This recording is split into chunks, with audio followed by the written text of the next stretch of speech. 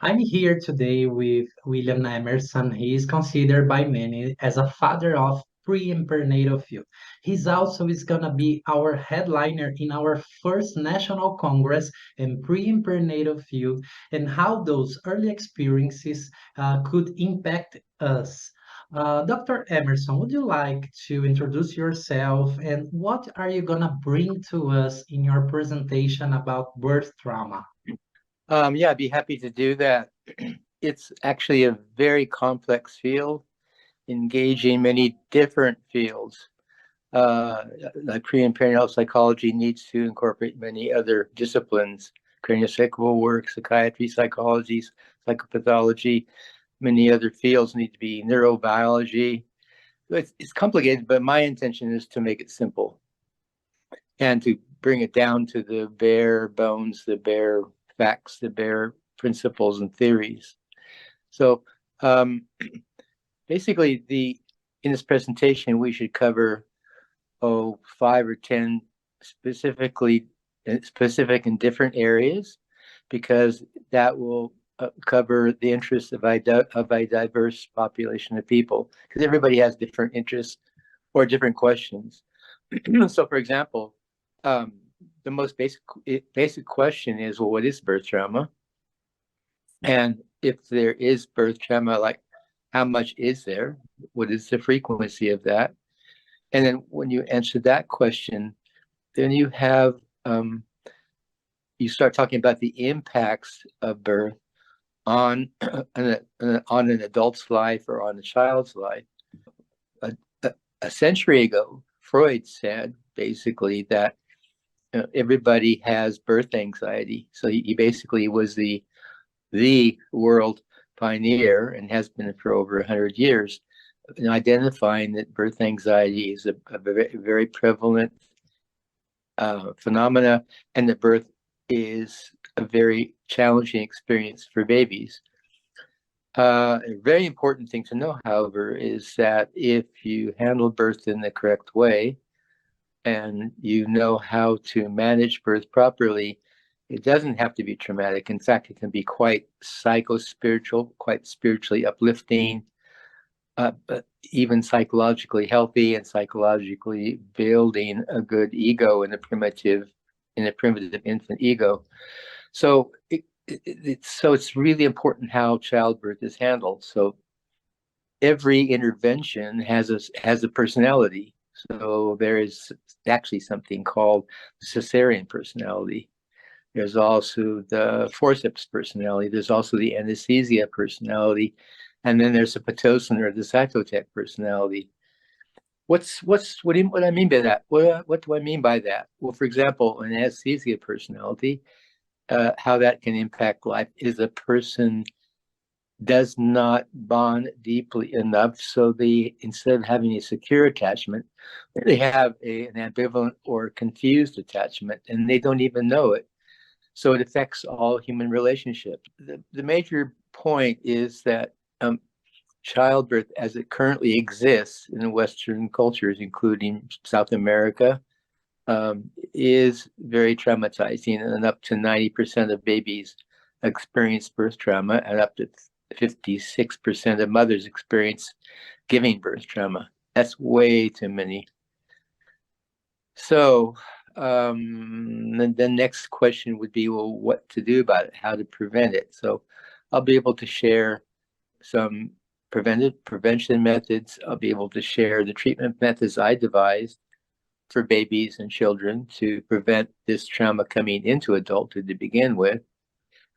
Well, as you know, memories of childbirth have been verified scientifically for decades. Probably David Chamberlain started with his book, Babies Remember Birth.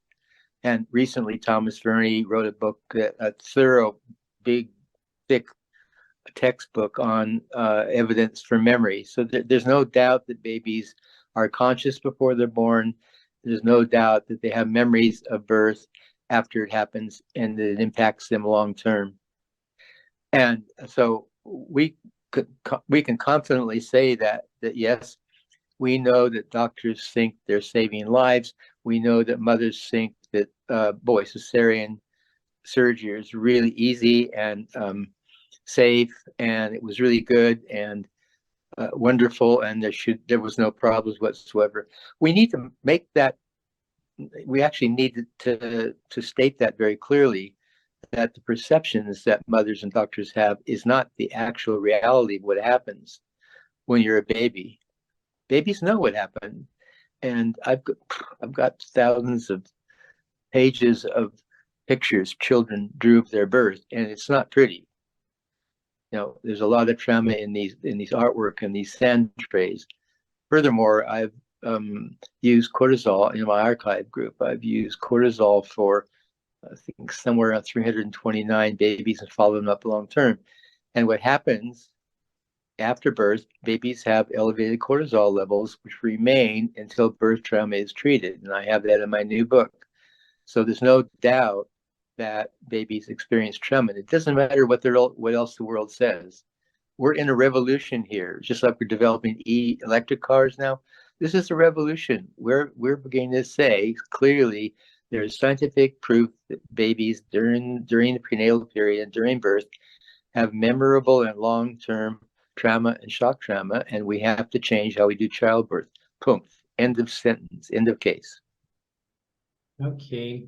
Most of people don't know the impacts, for example, being born by a cesarean. And here in Brazil, we have maybe the higher taxes in Cesarea in the world. How do you see this is impacted as a society, as you know, the cesarean personality? The major points I'm going to make are that, first of all, when a baby is born vaginally, they go through the vagina and the birth canal, and they pick up the microbiomes. They pick up the bacteria of their mother in the process, and that activates their immune systems and gives them the same immunity and even better immunity than their mother has against all kinds of things like bacteria and viruses and other possible conditions. So in reality, and also science has shown that babies born by cesarean section have a microbiome of the hospital, so that they actually have a very poor bacteriological composure that has long-term physical and psychological impacts. So there is no doubt that, and on top of that, cesarean surgery involves anesthesia, which gets into the baby's system within minutes, and actually after birth they are not able to attach securely because they can't function. So there's this incredible window of time where nature is designed for mothers and fathers and siblings and babies to bond, and babies are passed out, they're unconscious, they're unaware, their APGAR scores are really low. Sometimes they come back in 2 or 3 hours, but yeah, the time right after birth is essential. So I have no problem pointing people's heads and brains towards the reality of the dangers of cesarean surgery. I just named 2, anesthesia and the microbiome deficiency. Also, when the babies are born vaginally, all of the lymph that's squeezed out of their system, there's a system cleansing. And on top of that, vaginal born babies have the experience of, aha, I did it. But in one study that I did in an elementary school in California, I had school teachers give grade level and above grade level tests to students born by cesarean section, and 4 times more cesarean babies said I can't to the difficult test than vaginal born babies. In other words, there is an inferiority complex that comes out of being cesarean. There's a sense of I never completed what I started. And that's in the body as a body memory. It's a somatic memory of a baby starts wants to push and begins to push, and then finds out there's no possibility. So more difficult for elective cesarean babies because they don't even have a chance to begin to start to push. So they're very likely to have initiation problems in life, difficulties getting things started. Okay, I think there's a lot more to speak about birth trauma, birth experience, and the impact is in our lives. So I'm looking forward for our first National Congress, and it is a pleasure again to receive you, to welcome you in our presentations, Dr. Emerson. Okay. Thank you, Manuel, very much for organizing this event. And it's really good to get this message out to as many people as possible.